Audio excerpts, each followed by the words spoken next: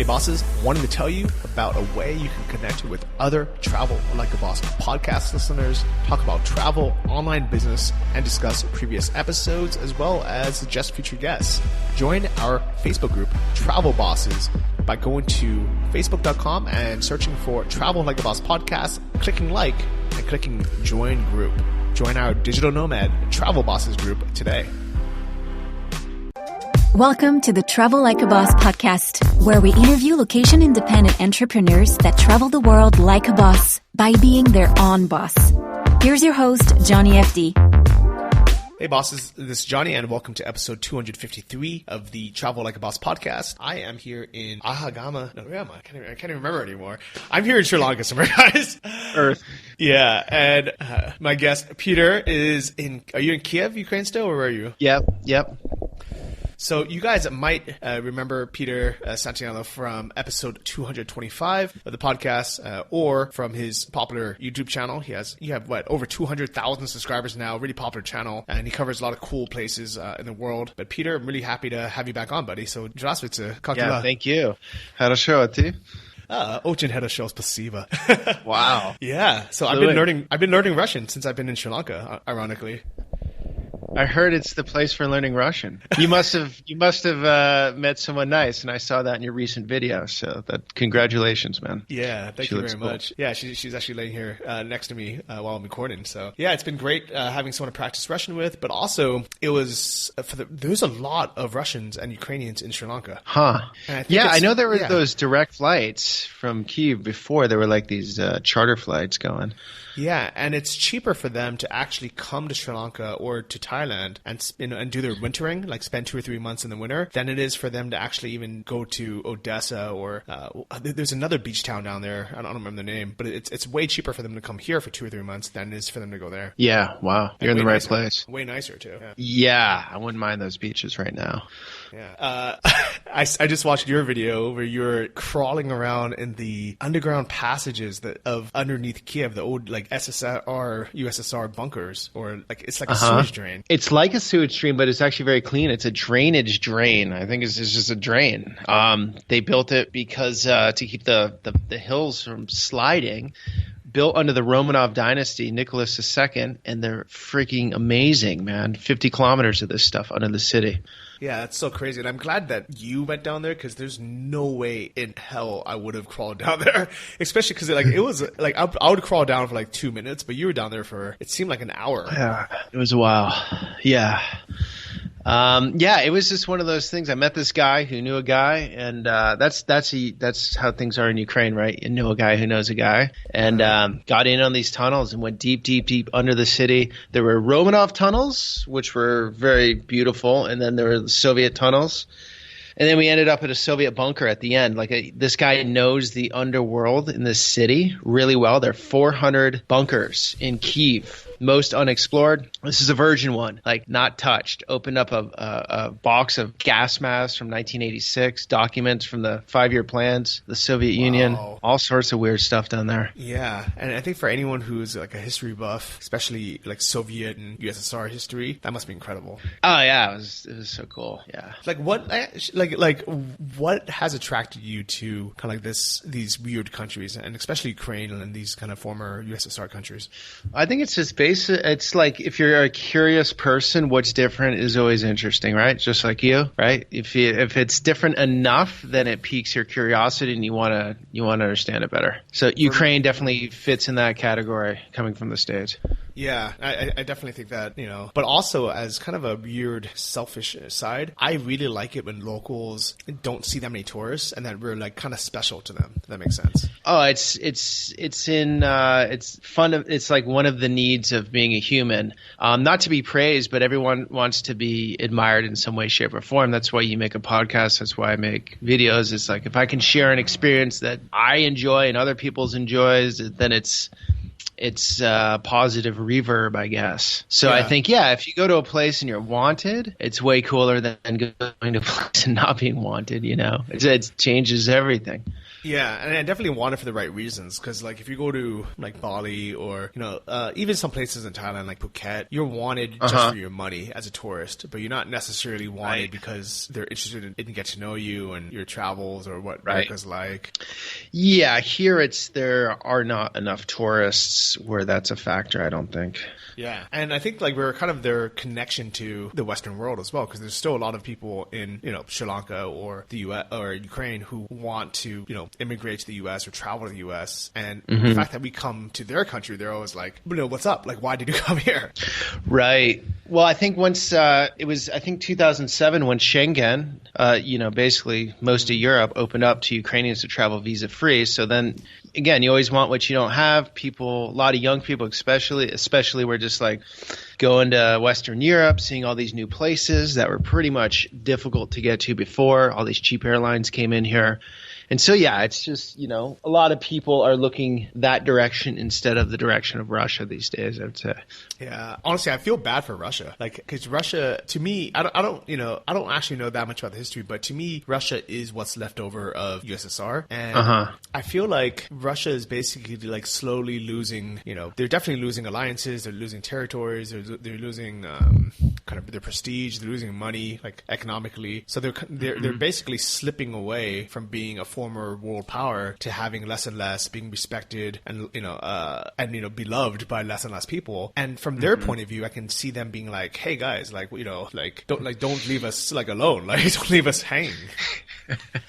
Yeah, there's a lot in that. I mean, geopolitically, there's this, whenever you artificially try to wrap all these people into one union, and when they have an option to opt out and they do, right, that sort of says everything. Actions say everything, right? And that's one thing. And then it's complicated because if you're in like Kyrgyzstan, a lot of people are pro-Russian, I would say. They're like really into Russia. Ukraine, not so much these days, especially the young people. It's complicated, but if you want to get into politics here, I mean, it's just, Ukraine lost basically its California, the Crimea. And man, imagine you're in the States and you lose your California, you'd be pissed off. I would, if you went down there every summer and hung out on the beach and yeah, I get it. It's all chess game and real politic and that stuff. But at the end of the day, your life changes and puts a bad taste in your mouth, I think. Yeah, now that's the politics. Yeah, the people here. I mean, there are many Ukrainians that travel to Russia. They have family there, friends there. So it's not a clear line, I'd say. But yeah, you're right on. The world doesn't want to rally behind Russia at this point in time. Yeah. So I have no idea what's going to happen to Russia in the next 5 or 10 years. I can see them. They're not going to go down without a fight, and that's the problem. Is they're definitely going to put up a fight. And I think in an ideal world, Russia can keep keep their culture, keep their power but while not pissing off and hijacking other people. But at the same time, it's complicated, and yeah, it's not something I don't want to get into. Yeah, I'll close it on this then if you don't want to go there. Russia's periphery is its protection, and whatever its periphery's been weak, it's been weak, and whatever its periphery's strong, it's stronger. So that's just sort of a simple, political way of looking at it. So that's why it really needs its sphere of influence to be under its influence. But the problem is, how do you control? If someone doesn't want to be on board, then how do you do it? Through a fist? Yeah. It's not really how people want to be run. Yeah. So funny thing is, I really want to travel to all of the former USSR and Russia. And my original plan before this whole COVID thing happened was next year I was planning to get a 3-year multiple entry tourist visa to Russia. Wow. Did you know that as Americans, it's like a checkbox where instead of getting a 3-month visa, we can get 3 years for the same price, the same process. After this podcast goes live, I don't think you're getting that, Johnny. with how you started it. I know, they might check on it. They might be like, let's see what this guy has said about Mother Russia. Что ты говорила? Что такое? So I was planning to go there too this summer to get content, but that's not happening, obviously. Yeah, that would have been fun to hang out. And last time we met up was in Ukraine, in Kiev, exactly a year ago, right? Yeah, roughly. That was weird. And what's funny is I just realized when we got on this call, or we scheduled this call, that we've only really met a few times, but I feel like I've gotten to know you really well over the last year. Yeah, well, you have your platform, I have my platform. I think that's sort of the case, right? We sort of it's interesting if you meet someone that you've watched their videos online after a while. It's like you know them a little bit, right? Yeah, and Christina and I we just finished watching your entire Fish Out of Water series, where you were in that Ukrainian village for 6 weeks. Yeah, that was hardcore. That was amazing. Yeah, that was my first thing I did on YouTube. It was 6 weeks in this family they were refugees from the East, and they moved to this little town, and I lived with them, and I documented their lives and made a 7-part series out of it. That was a game changer. I mean, at first it started my YouTube stuff by accident, and then secondly, I learned a lot of lessons in that process. Oh wow, those are your first 7 videos on YouTube? Yeah, that was my first. I wasn't even thinking of doing anything. I was just like, let me just document this experience, and it was pretty interesting, right? Just living with this family that were refugees from war and, not far from the conflict. It turned out to be something. So, yeah, that's how it started. Yeah, it was crazy. And the funny thing is, like both Christina, but also just like other Ukrainian people who I read in the comments were saying, like, even we wouldn't live like this. Like we wouldn't dare to go, stay there for 6 weeks. And they're like, this guy's pretty brave. Yeah, it was one of those out of the comfort zone experiences. I remember one night there were a lot of challenges there. One night it was, I think, 32 Celsius inside. What is that in Fahrenheit? Hot. That's like 80s. Nah, okay. So feels maybe like it was 100. 30. Okay, it was super hot, right? And so here are my options. Keep the window closed and have relatively good air, or crack the window, shave a couple Celsius, and smell the neighbor's trash. And so I was like constantly going between like, should I keep it closed and just totally sweat like crazy all night, or get a little bit of some cooler air, not cool at all, and just smell trash. Oh. And so it was a lot of that. It was a lot of just like tough loving down there, I'd say. The first morning, woke up, the family was praying. It was about a half-hour praying. I got in. I'm not a religious man. And oh, yeah, it's Sunday. Cool. We'll do a family prayer every Sunday. Well, no, it was every day. It was every morning. The dad was a former Gopnik, drug dealing, street fighting guy. Really, really tough as nails. And then he found God. And so he came clean on everything. And, well, hey, I learned that. That was a cool lesson of that trip. I was never a religious person. I always thought it was a bit silly to follow a book that's, younger than some redwood trees in California. And then it was like, wow, I can see how that is very useful for a lot of people. And I gained a whole understanding, I'd say, of religion through that experience. I can see that. Like, it's definitely beneficial to some people. The only problem with most religion is people might just blindly follow it, and there might be the good and the bad that come out of it. Yeah. It worked for them. If it kept them out of drugs and alcohol, and like they had the sweetest family with no money, zero money, and such a beautiful family. It was like, wow, that's pretty. Have you been in touch with them at all since? Do you know how they're doing? Yeah. I went back a couple times, and I saw Anna, the mom. She was in Kyiv recently. She actually got a job nannying a kid. She's 2 weeks here, and then back home 2 weeks. There are no real jobs in that village at all. Yeah, okay. And the husband, what was his name? Valeri. Yeah. How old is Valeri, by the way? I think he's my age. I think he's like 42. I'm 42. I think he's around my age. Okay. Yeah, because we were like, because Christina and I were trying to guess how old the two of you were, and I was like, and I think she thought you were much younger, and he was a lot older. She thought at first she thought that he was Anna's father, and I was like, no, they're married. Yeah. I think he looks older. He did a lot of drugs back in the day, and I don't think his life has been easy. Yeah, I think Ukrainians just have tough lives, especially as men, so they age quickly. No comment on your side. But actually, well, it's like some of these towns, Mariupol. I've done a video there, and it's just what the toxic crap that's going into the air is unbelievable. In 2020, it's terrible what that does to the population. It's really bad. It's a cool town and cool people, and they're just getting hosed with chemicals basically.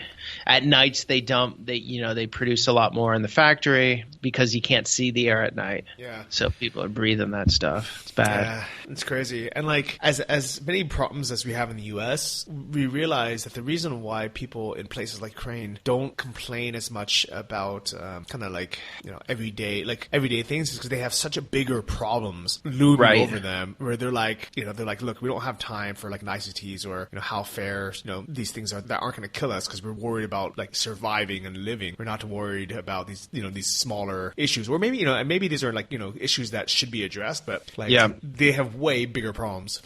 Yeah, for sure. And I think everyone has problems. They just have different problems, right? And I remember once when I was in that shoot, my iPhone, I lost it. It was actually, I left it in the back of a car. I thought someone stole it. I didn't know what happened. That was my problem. Their problem was, the winter's coming. Do we have enough potatoes? And so it's crazy, and my problem next week might be I'm in the hospital with COVID. Who knows, right? But yeah, I think, I don't have COVID. I don't think I do, at least. I'm just saying that's an example. Yeah, knock on wood.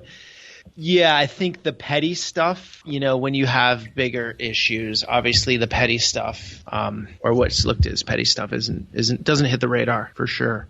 Yeah, they don't worry about little stuff. And a lot of people, if you live in bad air all your life, then you really don't know it. It's just what it is. Yeah, but that's also not a good thing. But it is a unique place to be. And so you've been basically living most of the year in Ukraine now, right? Yeah, I've been here 3.5. I moved here 3.5 years ago. I was traveling a lot. We were gone a lot, and we were in Portugal last winter, so we're not always here. But this is home base right now. And I heard you got engaged recently, so congrats on that. Oh, married, man. I went. You're married already? The full press. Yes. Nice. Married. Where was the wedding? Engaged. Well, yeah. In these times, it's tough. It's tough to, the wedding was outside some Soviet bloc with an administrator signing some documents. Okay. We had a pen actually from Yanukovych's time. It was very romantic. Oh, nice. Okay. The former president here, the guy that left in the helicopter after the revolution, the pen had his name on it. So and that's how I signed off on the marriage. So let's not say it was the most romantic moment, but we wanted to, I proposed in Portugal this last winter, and then when we got here, just followed through with the paperwork, and we'll do a wedding when it's a good time to do it. Obviously not now. Okay. Yeah, well, congrats, man. That's really nice. Thank you. Really cool. Yeah. Yeah, thanks. And how does your family and friends back home feel about that? About the marriage? I think they're all cool. Yeah. I mean, she's met my mom. She's met some friends of mine. We get along great. It's the first time. I actually never thought I would get married, really, to be honest. I was always like, I don't want to lose all my freedom. I don't want to, I don't need to get married. And then I met Natalia, and we just connected, good yin and yang.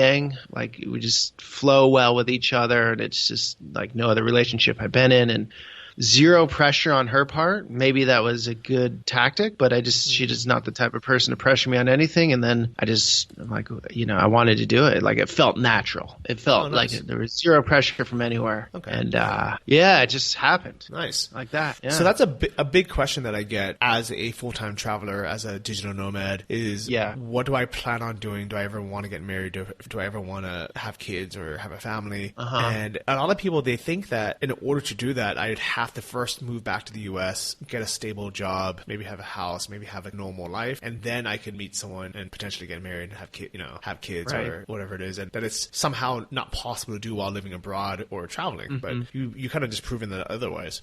Yeah, I mean, she loves to travel too. Like when I'm making content, I'm mostly on my own trips, and she's very much an independent person, and she considers herself an introvert, though she's very sociable with people.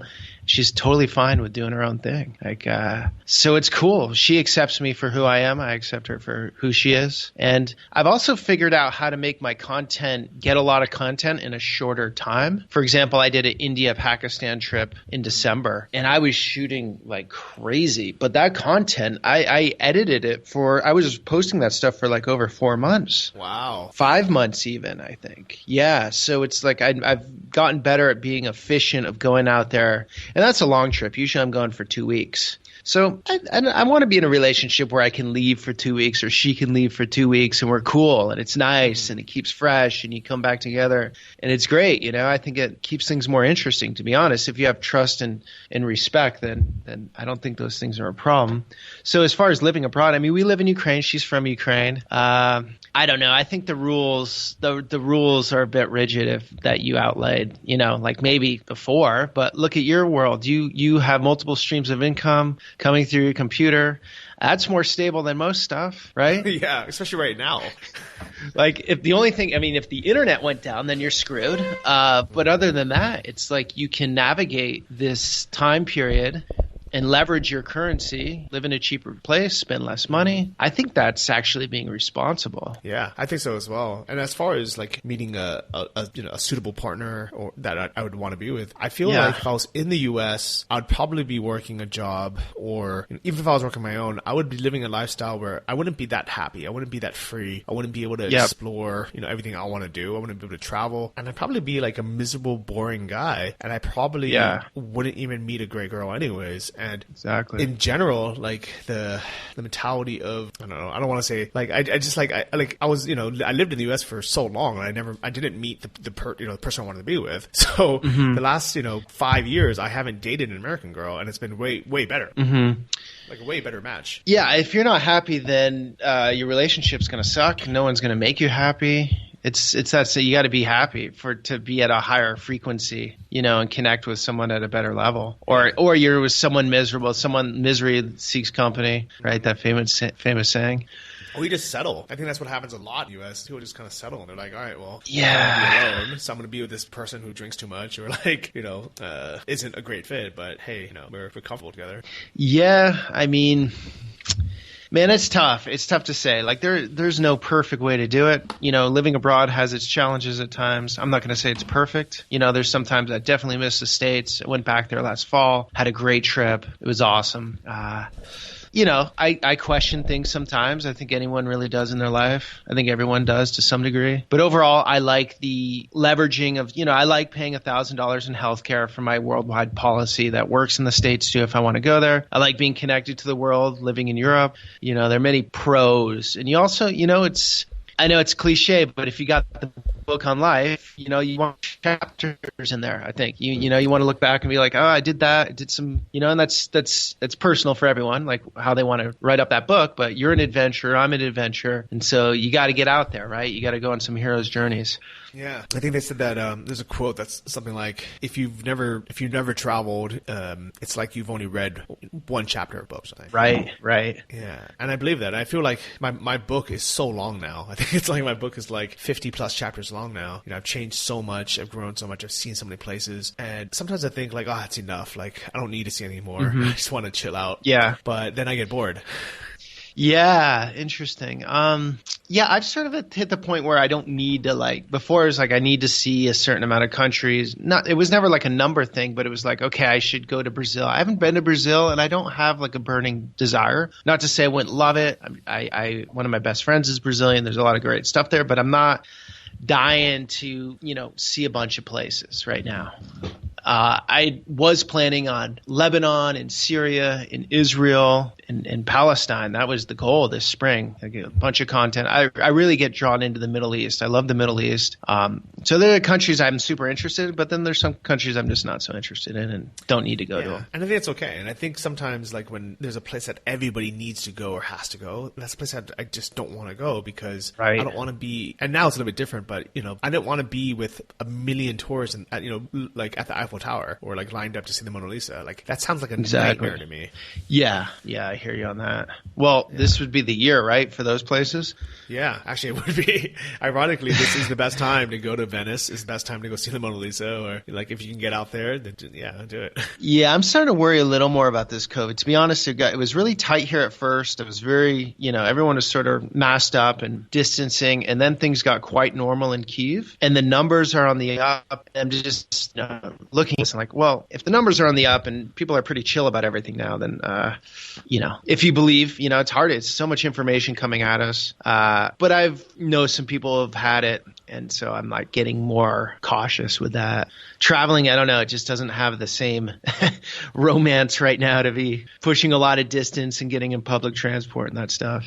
Yeah. I'm really lucky to be in Sri Lanka, where they've had maybe a little bit over 2,000 cases total, and like just a few hundred deaths, like over and this is over the 5 months or something. And that's amazing. They've had no new cases, like aside from people flying in and getting tested, but like no new cases in the last I think it's like 2 months or something crazy. Wow. So there's no worry there at all. Zero. Like especially the area I'm in, Aragon Bay. It's like life is just so normal, and I actually forgot forgot about the COVID situation until a friend sent me a podcast. I think it's called The Daily, like maybe New York Times or something, where it was explaining how the virus is mutating, and they realized it's not actually a cardiovascular disease, but it's a vascular disease, and that it's like it went into a lot of the science. And I realized, oh my God, it's still going on in the world. If anything, it's getting bigger. And here in Sri Lanka for the last month, none of my friends have even brought it up. Like, it hasn't even been a topic of conversation, which is insane. Wow. Yeah, you're in the right place. For sure. Yeah. And, it's amazing here because there have been no new tourists for the last 4 months or 5 months. Can people go there now or no? No, not yet. And they're supposed to no flights? No. Yeah, no flights. They're supposed to open up in August sometime, but they have all these crazy rules where you can only stay at a certified hotel, which I think means like a 4 or 5-star hotel where they can watch you for the first week, and they test you like 3 times during that week. Wow. So I think, yeah. Wow, that's a good position to be in. Yeah. Yeah, stay there. Yeah. And like I picked up surfing the last couple of months, and the breaks are sometimes empty, I mean, usually there's still like 5 or 10 people there, but normally there would be like 30, 40, 50 people lined up. And now it's like if you wait an hour, everybody leaves the water and you might be in there with just a few people. Right. Yeah. That's great. Yeah. I got to go to Hungary next week because I have to renew my residency permit here. And the crazy thing is you have to leave the country to renew your residency permit. You have to go to a Ukrainian consulate outside the country. So I'm going to fly to Hungary. It's supposedly on the flight. That's so ridiculous, but yeah, and then cruise. I'm going to go into Austria or northern Italy and just get into the mountains and away from things and into some nature. Okay. Yeah, that's one thing. A city like Kyiv, it's basically in Kansas, smack in the middle of Kansas. It's just flat around. There's nothing there's no 45-minute drive to some waterfall or anything like that, right? So that would be one of the downfalls of this place is, I'm feeling it more now because I'm not going anywhere. Usually I was in and out a bunch, so going to different places, didn't really notice it, but now I'm like, yeah, there's nothing that cool around here. You can drive a ways, get out to western Ukraine. That's nice, but it's pretty far. So yeah, missing the nature, I gotta say. Missing that, the outdoors. Those people in those conditions, that's the place to be for sure at this moment. Yeah, 100%. And like this last weekend, we went camping basically on the beach, but they have these little huts set up there. And you can also rent like a tree house for like $10. It was so cheap. And our hut was like $3. It was insane. Right on the beach, beautiful, in the middle of nowhere. And elephants pass by there at night sometimes. And the surf spot's right there. So we woke up and people were just like on the beach, surfing. And it was incredible. And it's like Sri Lanka really has a little bit of everything. It has beach, has nature, has mountains, has temples, has culture. It's a really undiscovered place. So are you settling down, Johnny? Sounds like you're settling down. You asked me the question earlier. You now have a lady friend, right? Am I correct on that? Right? Yeah. And you're in one place. Are you you're settling down in the sense that you're not moving anywhere? Yeah, I guess I live here now. But now, guys. But what do you feel about that? Do you think it's you can live that nomadic lifestyle indefinitely? Do you think that's a possibility? Because you meet a lot of people that are almost, I'm going to classify it as over traveled, right? They're just like, it's because you've done it that long. That's all you know how to do in life. There's no judgment here. I'm not saying it's the wrong thing to do by any stretch.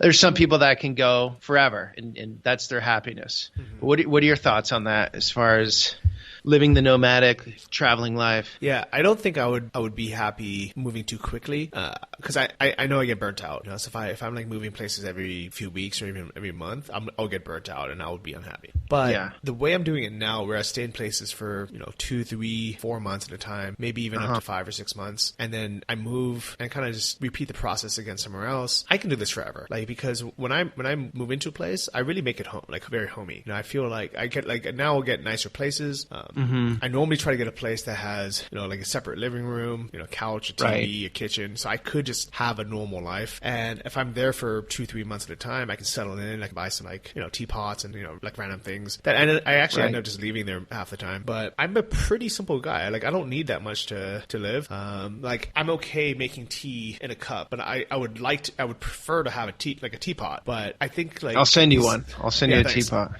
Yeah, actually, you know what? I have this really beautiful Sri Lankan teapot. teapot right now. No, that is beautiful. Yeah, and I just discovered it because there was one in the shirt kitchen, and I was like, you know what? I went my first 3 weeks here without using a teapot, and I was fine. But it is nice to have, and these are like the little niceties that we take for granted when we live, summer full time, whether it's back in California or anywhere else. Is we feel like we just need things to complete our lives, but really, most things are completely unnecessary, and we don't even appreciate it. So now I realize I don't need much to live, but if I, whenever I do have access to something, whether it's like, like a nice teapot, or there's some Italians staying here as well, so they brought like little mocha espresso makers, the stovetop espresso maker, and I've been using that to make coffee, and I'm like, this is really nice. I'm really appreciative of being able to use it. It makes me happy, but I also know I don't need it. Right. What about like long-term, deeper connection type friends? If you're moving every 4 or 5 months, obviously you have to meet new people. And yeah, but the nice thing is, I think the type of friends that I've met now, because I've been doing this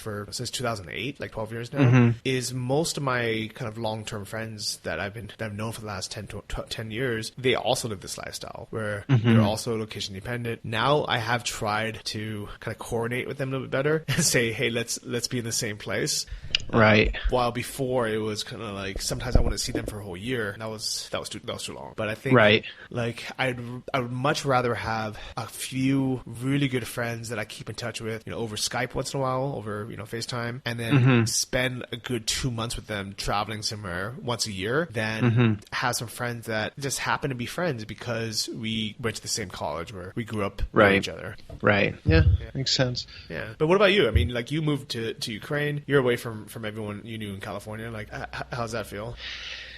Yeah, I brought it up because it's something I struggle with. Not struggle, but question sometimes because I do miss my good friends, And, I've met people here in Ukraine, but there's something to be said for people you've been connected with for a long time. So you have to give something up to get something, and that's the sacrifice you make. I think a lot of what this world looks like on the outside or through the screen it's just 100% full on dopamine awesome.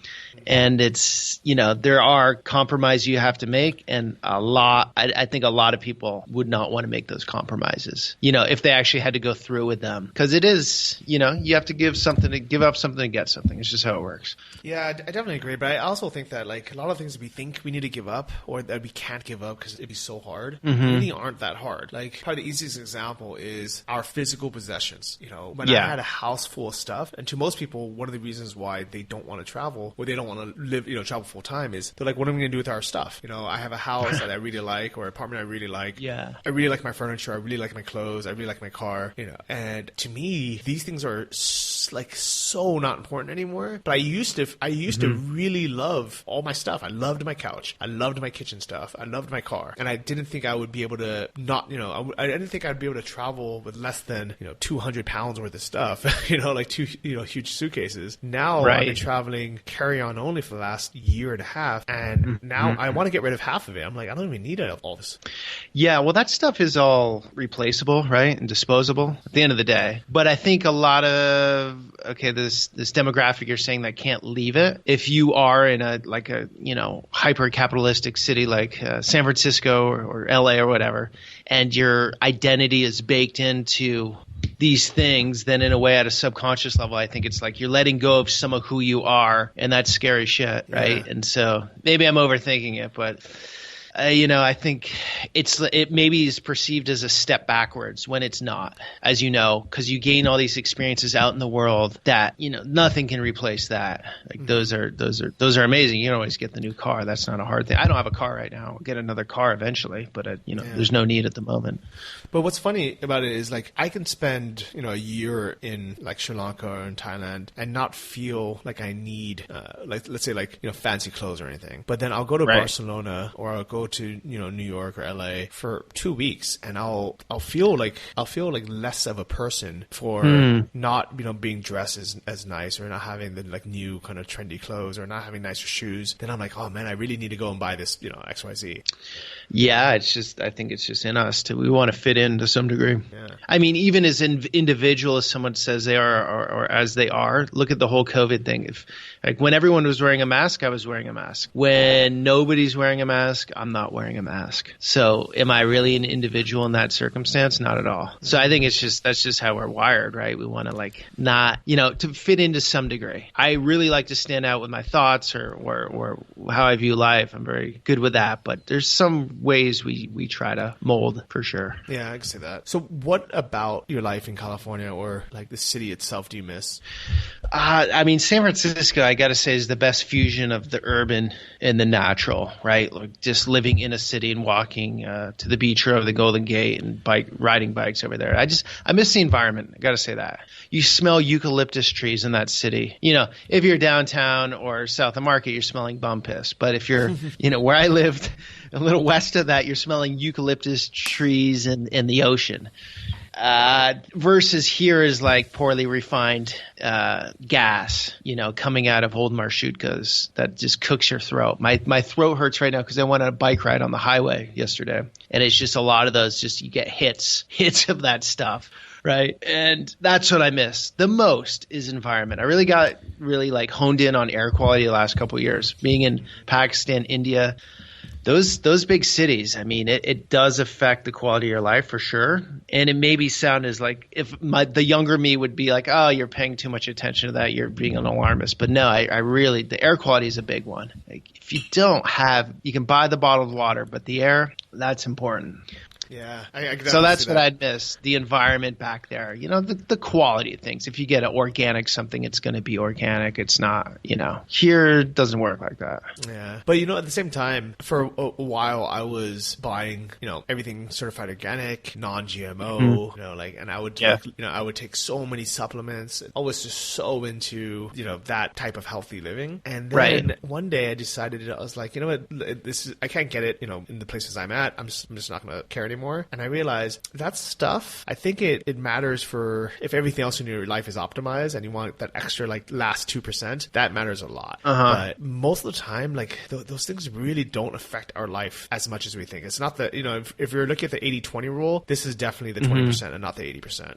Right. So you wouldn't be able to notice on like if you're monitoring your system, you wouldn't notice a difference. Yeah. And I think like the thing is most Americans are like, they're not exercising, they're not sleeping well. They're stressed. They're not getting enough sun, but they're eating, organic Cheetos or, like gluten-free, non-GMO Oreo cookies. Like I'm like that's not going to help your life. Right. Yeah. True. Yeah, I would just say then I miss that environment the most. Just the clean air, water, jump in the ocean. Know that it's. I don't want to jump in the water here. Yeah, you know what I'm saying? Not in the Dnipro River in Ukraine, unfortunately. I've done some wake surfing in here. Yeah, I've done some wake surfing. Yeah, it's not the place you want to go in. Yeah. I mean, you can tough guy it and act like it's all cool, but it's not. It's not healthy water. But whatever. It's a big city. What do you expect? I lived in Bangkok a long time ago. I remember falling into the Chao Phraya River. That was worse even. Yeah, I can see that. So the only thing I miss about kind of living in the U.S. is how comfortable it is in terms of like even if you're broke, you have a nice couch and a big TV. You can order food delivery all the time. Like even if you're on welfare stamps or like you're poor, you probably have a TV, flat screen TV. You probably have a couch. You could probably order pizza. And if you have some money, you can basically buy anything you want and like literally anything you can think of, you can have it that same day or maybe by the next day. And I realized that most of the things that I miss are things that I don't really need in my life. They're just kind of nice to have or comforts. So things like I really miss like the peanut butter dark chocolate things from Trader Joe's, and I can't get that here, but I don't really need that. Right. Like I miss like a Popeye's chicken sandwich, but I'm like or be able to to get things like that, but I'm like I don't need these things. Yeah, okay, here's my thing with the U.S. For a while back, I was like, you know what? It's a great country, but there's a whole world out there. And I I was sort of down on the U.S., let's say, overall as a theme. Now I've changed, man. Even at this time when the U.S. is like it's not one of its best places in history, I get it way more. I like it way more, to be honest. There are certain fundamental things about the country that are, we all know the negatives, and that's what's shown on the news right now. But there are a lot of very cool aspects to the culture. I mean, firstly, all the freaks from the world moved there. Basically, the ones that, had the courage to get up and just jump ship and go into the unknown. I mean, that's sort of how the place was built. So that is baked into the DNA. There is that. It's a high trust culture. I mean, we're just talking in generalities here. Like, it's a high trust culture. I meet you, we talk a few times, maybe we own an apartment together and with very little interaction, something like that. I've done that with a friend, actually, an American friend. Every place has its pros and cons, but I would, there are some very cool aspects of the U.S. Just the openness. I respect the openness now. Hey, how you doing? Some stranger. It's, some of it's superficial. Yeah, nobody likes hey, let's meet up on the weekend when they don't mean it. That shit's annoying.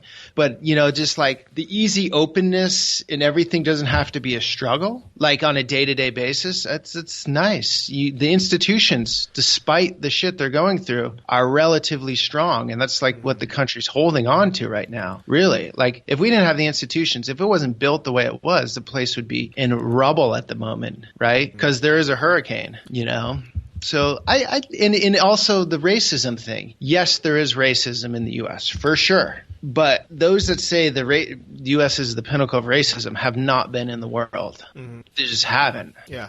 And racism goes both ways too. I'm a white guy. You know who doesn't like me? Who's racist against me? I'm like, I'm a military. Well, no, it's not this white guy thing at all. It's the one group is like, I'm this military looking dude. Yeah. And so who hates, like, feminists before I even open, I don't do anything. I'm already like, got this bad vibe coming my way. Yeah. Right? Because I fit a certain profile. Yeah. What I'm saying. Yeah, no. Anyways, I don't have problems with it at home. I'm just saying, like, look at the mayors in U.S. cities, San Francisco, Chicago, Houston, D.C. Are they all women? I think most. San Francisco's mayor is, D.C.'s mayor is, Chicago, I think, and black. Okay. It's not as like, you think they're going to vote a black man into the presidency here? I mean, there aren't many black people here, obviously, but I just find it to be interesting right now as it's looked at the pinnacle of racism when it's one of the more inclusive places in the world. Yeah, I think so, 100%. And I think there's, I think our problems are highlighted because of the news, of the media, international coverage. Yeah. But also because our lives in general are pretty good, where we have the energy, the time, and the resources to be able to bring up these other topics, because we're not, afraid of being at war with Russia. We're not afraid of famine and not having food. We're not afraid of political instability. We're like, okay, our government is very stable. We don't like it. So let's, these are the changes we want now. Versus in other countries, they're like, we don't like it, but also we're afraid, it's going to collapse and we're all going to die. So let's just focus on that not happening first before we talk about, what policies we want. Right. Yeah. Again, I mean, but America has all sorts of problems. I'm not saying it's this. I hate the people that are like, my country's the best. There's not, everything else sucks. That's annoying. Like, nobody likes that. But I just want to say it. But living abroad, you learn more about your home country than when you're there. That's for sure. Yeah, that's true. And the thing is, honestly, if I had unlimited money, or I don't know what the amount would be, but like if I had X amount of money, I would happily live in the U.S. Like if I can live in a lifestyle where I can live in like a luxury apartment in San Diego, go surfing every day, every weekend, go camping in the mountains. Whenever I feel like it, I can fly to Hawaii and spend a week, or I can fly down to Mexico or to the Caribbeans. If I can go skiing in Colorado, if I can like have a private jet and go to San Francisco, skip all the traffic, I would love it. It would be an amazing life. It would be an incredible life. It would be like some of the best food in the world, because we have good food from every culture there. I wouldn't have to stress about commuting if I can work from home, or if I didn't have to work at all. If I could fly private private. I wouldn't need to, deal with Spirit Airlines or like, these SFO, these airports. Right. But all that comes with a huge cost. And that's my only real gripe. The only reason why I don't live in California is it's just not worth it. Like it's like, to live a similar lifestyle that I'm living here, being by the beach, having someone come, clean my place once a week, having like this easy life, taking taxis wherever I want, eating out, 21 meals a week. It would cost me like $8,000 or $10,000 in the US, in California. And it's just not worth it. So it's an economics thing, a lot of these decisions then. Yeah, a huge part of it. Like, and it's not just economics, because I actually enjoy, I really enjoy meeting people from all around the world. Like when I'm somewhere else and traveling, I enjoy learning different cultures. But if all else being equal, if you said, Johnny, you have unlimited money, choose a place to live, it would be the US. It would be California. Or Hawaii, maybe. It's interesting. I had a Lebanese guy that he moved to LA, made a lot of money. He set up like a lot of the ATM machines. I forget what company. Sold it, made a ton of money. I saw him in Kyiv, and he said, the U.S. is great if you're super rich, but if you're middle class, upper middle class, it's a grind. Those were his words. But it's interesting hearing that from a foreigner, who's made it there. Yeah. I don't know. It depends, too. I think it's, you have certain things that are going to be a pain in the ass, like health insurance. I also have friends in Tahoe that don't make that much money, that live pretty good lives. They're doing pretty well. So it depends. If you're doing that Bay Bridge commute, grinding it hard with no money left over existence, that's tough. Like that doesn't look fun. Yeah. And the thing is, like, most people that I know, like, they're not taking even a 2-week vacation a year. They're taking a 1 week vacation every 2 or 3 years. Yeah. And that's not the life I want to live. I mean, like, I have I remember my cousin was planning a beach trip, like a week, like a 1 night or 2 night beach trip, like 3 months in advance or 4 months in advance. I'm like, what are you doing? Why don't you just go this weekend? You live in California, like you live in LA. Like it's not that far. And he's like, yeah, well, people are busy. We got to plan ahead. We got to make the reservations. And I was like, I wake up and I'm like, do I want to go to the beach today? Like, don't want to surf today or not? Yeah, you've carved out a good little way of life for yourself for sure. Yeah. Like I see your Facebook group, and you've built that audience, and it's like, yeah, I think a lot of people want to do what you're doing. I'm sure a lot of people are, right? I mean, I'm not as nomadic as you, I would say. I'm sort of, hunkered down a little more. But yeah, I think definitely something someone should do for a while if they're feeling the itch. Yeah. Well, what you're doing is like another form of, of living abroad travel. Like you have your home base, which is Kyiv, Ukraine. And then from there you can take, a small bag, and then you can just go on a trip for somewhere for a few weeks or a month and then come back. Yeah. I think this is something that a lot of digital nomads are leaning towards doing. I have friends who actually bought places in Thailand or bought places in like Bangkok, Bulgaria, and just to have a home base that they can go back to and take these side trips. Yeah. And part of me wants to do that because I want to be able to I want to have like winter gear, for example, or camping gear, hiking gear, leave it all in the place, go on my trips, come back, chill out for 2-3 months, be comfortable, and then take like this tiniest bag. I would love to travel with 8 kilos or less, like 15 pounds or less. I would love to do that. I can't do that now because I literally carry everything I own on my back between countries, and I don't backtrack, or I don't go back for a whole year. But the way you're doing it, I think is probably the more comfortable and easier way. But financially, it doesn't make as much sense, to leave an apartment empty for a month and pay double rent, and that's the main reason why I don't do it. Yeah, but there's another cost. It's not always financial cost. It's the cost of you got to weigh that stuff out, I guess. Yeah. Where would you choose if you're going to go that route? Where would your home base be? That's hard. If you asked me a few years ago, it would have been Thailand. It would have been Chiang Mai for sure, because I love it. I love it there. But the biggest problem with Chiang Mai is, even though it's really easy to get from Chiang Mai to some neighboring countries, it's not that easy to get from Chiang Mai like back to the US or to Europe. You can't get to Mexico. You can't get to South America from there. Yeah. So I think summer in Europe would actually be the spot. Yeah, I agree, man. I love. I mean, if you look at a map where Ukraine is, like so much is so close. Yeah. And there's Istanbul's cheap an hour and flights to 45 minutes. Yeah, there were. Now we're Not anymore. Yeah. once we get these back, the airport's picked up. It's just changing so quickly. Who's let it? Who can come in? Who can't? Who's got to quarantine? All that stuff. So I don't think there's much traffic, but there are more flights every day. But yeah, this place you can hit the Caucasus easily. You can hit Europe easily. You can hit the Middle East easily. Even India isn't crazy far. Yeah. Northern Africa is pretty close. Sri Lanka, you can get here. Yeah. I like Europe now. I've no interest in living in Latin America or Africa or Asia at this point. I've been all those places. I've lived in other continents, but for that, what you said, the reason, just accessibility is pretty sweet here. I do like it. So have you been earning a full-time income from your YouTube channel since we met? So yeah, I have been paying all my expenses through just ad revenue and saving a little bit. Oh, nice. So yeah. So you have a little bit over 200,000 subscribers. Can you give us kind of a ballpark and how much that makes?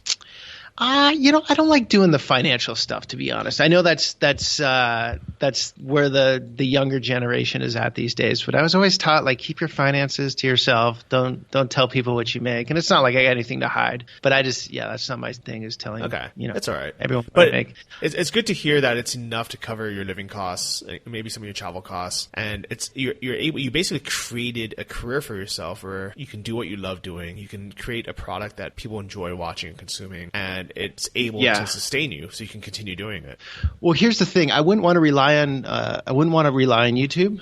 And I did sell a business I was running in the States that I had in the States. I sold it in December, thank God, perfect timing. So I have a nice cushion. So I'm not relying on YouTube. If I didn't have that cushion, I was just relying on my YouTube videos, I wouldn't feel super comfortable. And here's the reason why: it fluctuates. So I did a series in Saudi Arabia. That did really well financially. That was I was way on the plus side of things. Then India. Not as much. And then Pakistan did really well. Like a lot of Pakistanis in the UK, it depends where people watch from. In the UK, in the States, we're watching. So that did really well. Then I did a series that I shot a long time ago in California. I just posted that because I'm stuck here. Didn't do so well.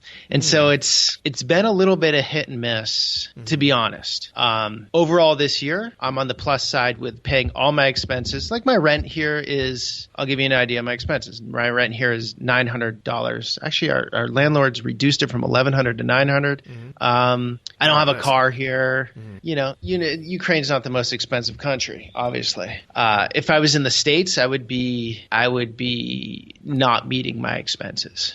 One of the reasons I'm here too. Yeah. Right? If you want to go down the creative path and build something, it doesn't happen overnight for most people. And to reduce those expenses, I don't have any hair, but it would save hair. You know what I mean? It would be like, you don't want the stress of, having to crack a $7,000 nut every month when you're doing YouTube videos in the beginning, right? It wouldn't work out well for you, for most people. Yeah. Like, even if you had savings, that runway would dry up pretty quickly. Exactly. So I look at YouTube as like I'm just trying to get better at what I'm doing.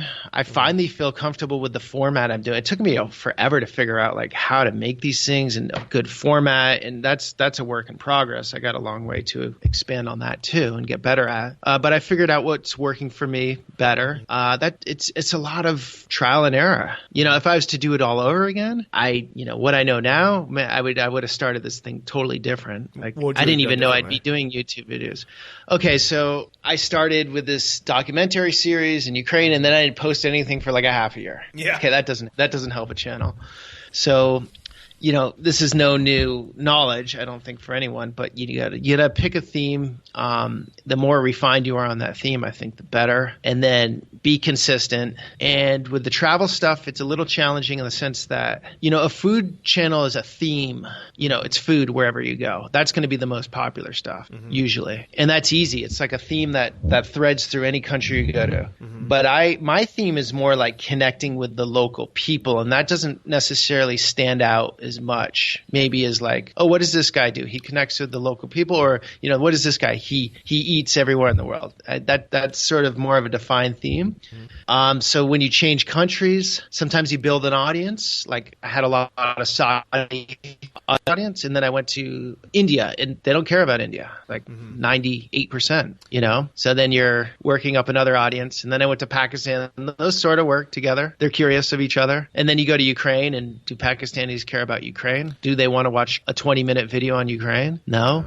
So it's like the stuff that works well and I don't want to do because it doesn't interest me is like doing videos that are a list, like 5 best things in whatever country, and you make a 4-minute video or 5-minute video or something, and it's very easy to digest and it doesn't take anyone's time really. That would probably build a much bigger channel than what I built.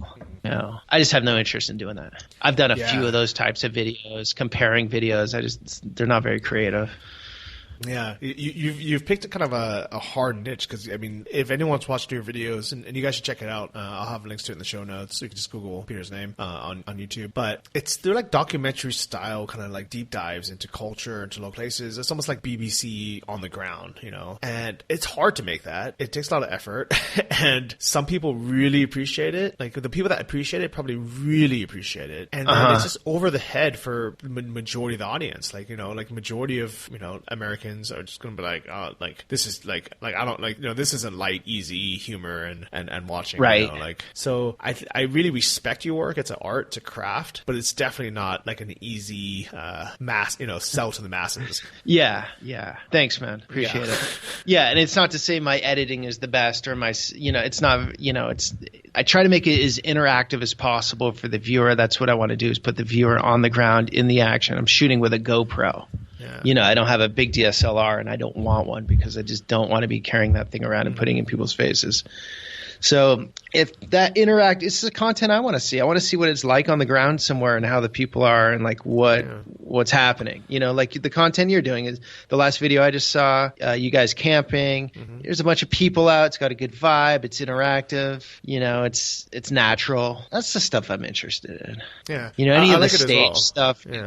I think the stage stuff is just. I hate it. I hate that stuff. But yeah, I mean, my channel would be much more popular if I did stage stuff, right? If I did like little comedy sketches or whatever, but I don't want to do that. Like it doesn't interest me. But, so my crossroads is I have very diverse interests, and even like my YouTube channel is a mix of like I started with just uploading Muay Thai videos and like MMA training videos, like jiu-jitsu videos, and then it was all scuba diving videos. It's all like like underwater dive videos, and then it was some travel, and then then business stuff, online business, motivation, minimalism. It's like literally everything, and my videos would I would jump from subject to subject because that's just how my life is. I enjoy going on a 14-day scuba diving trip and making 3-4 videos of the best dive sites, what I saw, and then I like talking about real estate or investing or business for a few videos. Then I show traveling and food and all this stuff. But it's been terrible for my channel for the last, I've had it for like 12 years now, and it just never really took off until this last month. It's grown like crazy because I've just been here in Sri Lanka uploading travel videos in Sri Lanka, and I've gained a huge following of both people in Sri Lanka, but also Sri Lankans around the world, and also people who want to check out the next Bali, like the next, the future untraveled destination. And I know that if I stop, if I when I move, when I leave Sri Lanka, I'm not going to live here forever, or I stop posting videos about that, or even if I start publishing my normal business videos, they're not going to get any views, and it's going to mess up the algorithm. Right. I still have 2 business type videos in, like one about automating and outsourcing an e-commerce store. Oh wow, that's totally different. Yeah. Yeah, and I just I haven't published it live. I have it as unlisted still because I'm like, what's going to happen is YouTube's going to show this to my subscribers who now are interested in Sri Lanka travel. Nobody's going to click or watch it, and then it's going to mess up the whole channel. And yeah. Well, I think there's 2 ways you could do it. You could set up a different channel where you're like business Johnny, right? Or you could try to figure out a way to put a thread through all of your videos where you're selling, basically you sell a lifestyle, you sell this digital nomadic world. And in that world is travel, is you have to keep the money coming in. So there's a business element, so if you can make that a well-known theme, that could carry through all your content if you didn't want to start another channel. Yeah, I could see that. I mean, working. you have that, which is cool, right? Like I want to be the guy that lives anywhere in the world and travels. Okay, I'm going to go to Johnny's channel and I'll find out all the information I need to know about that. But the local Sri Lankans probably aren't going to care about the business you set up. They're only going to care about your – yeah, it sucks, man. I don't have the answer, to be honest. It's something I battle with a bit too, for sure. Yeah, so right now what I have is I have those last 2 videos as unlisted, and I shared it on like my email list. I've shared it in like my Facebook group, so people can watch it. And there's still a few hundred views on there, but like it's not going to be shown to my YouTube audience until I leave Sri Lanka. Probably like I'll probably leave here in a few months, and then during that week of transition, where I'm not doing anything, I'm not uploading videos. I'll be like, all right, let's hit publish on this video I filmed 5 months ago when I was still in Sri Lanka. Right. Well, also think of it this way. If you were to be the Sri Lanka guy, right, and you're making video after video and you get very popular, but then in 3 years you're done with the country and you're not feeling it. Like if you make a half-assed video where your energy and soul's not in it, then the viewer is going to see that anyways and just not going to want to watch it. So I think it's just say at the end of the day you have 1 million less followers because you did all this stuff you wanted to versus had to force a bunch of stuff. It's worth it, Yeah, definitely. Well, and also think of this stuff can all go away, man. I lost my Facebook account got hacked and all my videos were deleted. Oh no. Which is a big mind screw because I had actually built a decent Facebook audience and I had a lot of people watching my videos on Facebook. Yeah. I got the page back, but all my videos are gone. And there's no way Facebook can recover it? No, their customer service sucks. They don't care. Yeah. I've been trying and it's not getting anywhere. And I think YouTube's customer service is actually pretty good. Yeah. And I think it would be backed up. I'd hope it would be. But with all these platforms, it is. Because I've accidentally deleted my YouTube channel once completely. Oh, jeez. So you know how Google always tries to force their new like Google Plus or whatever social media platform they have. Uh-huh. I didn't realize it was tied to everything. So Google like I don't know what it was. It was like it just kept showing my my whatever Google social media page was that they're trying out, and I just decided I'm just going to delete this because this is like the MySpace of Google. I deleted it and I realized my entire channel was gone. All my videos were gone. And I freaked out and I contacted YouTube and they were able to restore everything with no problems. Yeah. Facebook is mafia. They just don't care. They don't care. Yeah. So all this stuff is ephemeral perhaps anyways. So just do I think then there's a part, just do what you want, what you enjoy and screw it, right? Yeah. You don't make your money through YouTube, do you? I mean, you make some money through it, but you have other income sources. Yeah. So I used to make like $100 to $200 a month from my YouTube, but in the last 2 months I made $500. So I'm pretty happy. Nice. It's basically covered most of my Sri Lanka expenses. And I think if I stay on this track, I can hopefully grow it or double it and have it cover my actual costs. And I was like, even though I can make way more money doing my actual online businesses, this is what I actually really enjoy. So if I can get to $1,000 a month and just cover my basic living costs, and and just by making YouTube videos of things I want to make anyways, I'm gonna be a happy client. Yeah. Totally doable. Yeah. So Peter, dude, it's been fun catching up, man. Yeah. Thanks for reaching out. Yeah. Appreciate it. Yeah. What are your travel plans next? Just Hungary next week, and then got to get my visa. I'm going to go up into Austria or northern Italy and just find some remote place and be in nature. Then come back here. Maybe see my mom in the States. I don't know. But as far as travel content, I'm just going to do stuff in Ukraine because that's where I'm at. Yeah. Okay, nice. So yeah, I look forward to seeing some more of it. If you guys want to follow Peter's channel, just Google Peter Santenello, look it up on YouTube, or you can just go to Travel Like a Boss episode 253 for the links to the show notes. If you want to hear our previous interview, it was actually just 28 episodes ago, but it was over a year ago. Peter was on episode 225 where we talked more more about his start on YouTube. And it was really, I think it was the first day we met, like literally the first day we met. So that was a fun kind of recap on life. But Peter, I really hope we get to hang out soon somewhere in the world. Yeah. Let me know when you're coming. All right. Or if you end up coming here. If I go to Sri Lanka, I've never been. It looks cool. You're selling it to me. I think I'm selling it to the world, man. Yeah. I've almost kind of become like the unofficial Sri Lankan tourism minister or something. Well, keep doing it. It's cool. Cool videos. Well, you as well. Appreciate you, buddy. And all of you guys for listening. Appreciate all of you guys. And hopefully we'll see you guys somewhere in the world. Take care. Thanks, Johnny. Thank you for listening to the Travel Like a Boss podcast. If you want to hear more, including the bonus, How to Choose the Perfect Niche episode, join our mailing list at travellikeabosspodcast.com. See you next week, and remember, if you want to travel like a boss, you need to be your own boss. So start your online business today and start living the lifestyle you've always dreamed of.